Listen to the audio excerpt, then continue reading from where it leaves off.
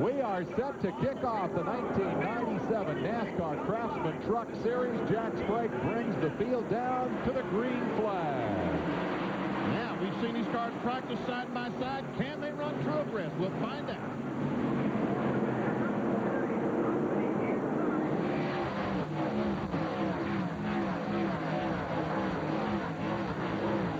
So far, so good. Sprague got a great jump on Waltrip, who couldn't stand the pace set by Hornaday through turns 1 and 2.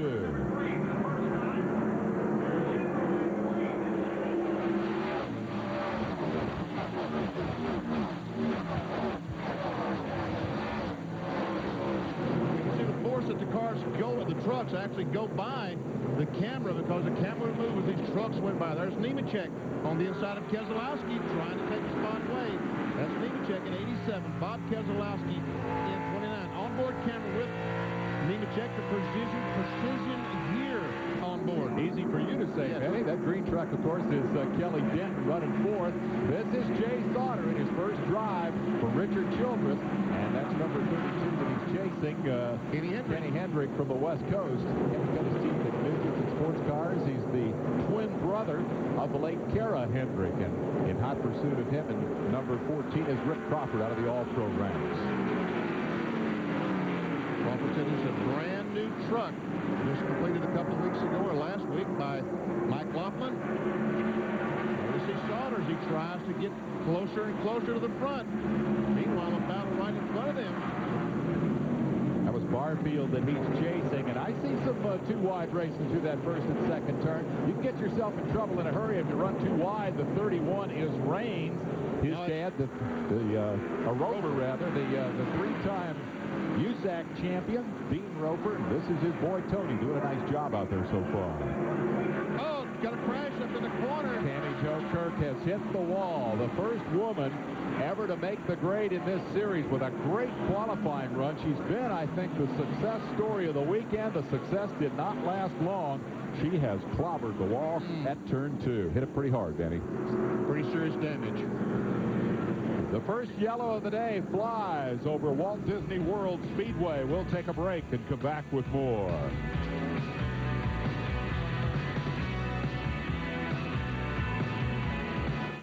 Orlando just ready to go green. The green is in the air. Lap 6 for the restart after Tammy Jo Kirk hit the wall in turn 2, and she is just now exiting pit road and will be directly in front of the field as they come back up to speed. There she is down on the apron as the leaders and championship favorites, Sprague and Hornaday, head for turn 2. Looks like the work that Hornaday did on his truck is working out as he presses, pushes the 24 truck. Hornaday on a mission, wanting to defend that championship. That's Michael Waltrip.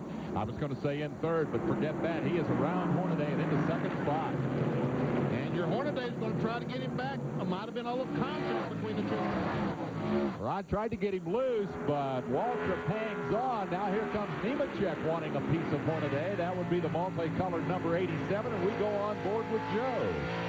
And these boys getting racy early on in the Walt Disney World Speedway. It's an interesting racetrack. It looks wide. The drivers will tell you it is in fact narrow, and passing opportunities at a bit of a premium. And Joe Rudman goes on the inside of Kelly Denton. Kelly is awfully high in that green truck, number 30, and loses 3 spots. And right behind him, Keselowski had no place to go and also dropped back to it. Shuffling for position. We were about to mention that traffic is going to be a big issue here. We were going to refer to lap traffic.